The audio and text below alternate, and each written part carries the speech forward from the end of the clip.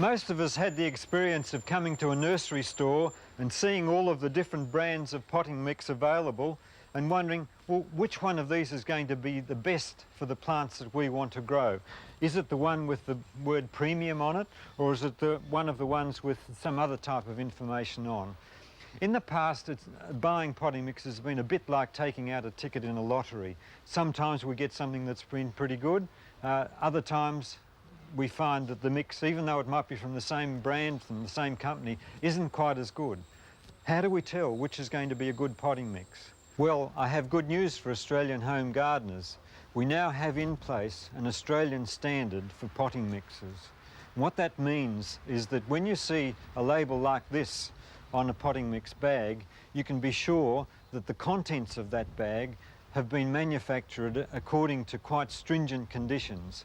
And in effect, what it means is that you are guaranteed that plants will grow well in that potting mix.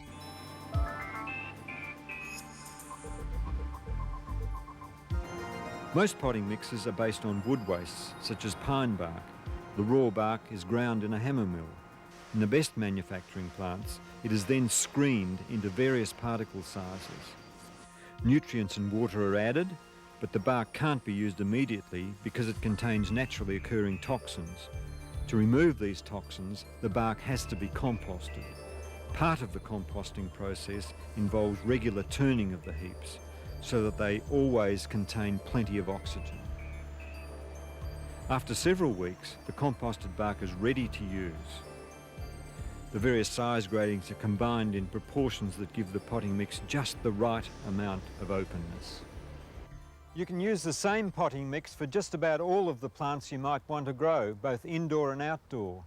The Australian standard specifies two grades of potting mix.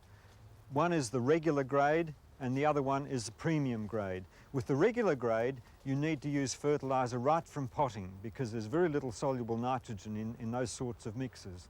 With the premium grade, you don't need to use any fertiliser until about a month after you've put your plants in the pot because there's plenty of fertiliser there for at least that long.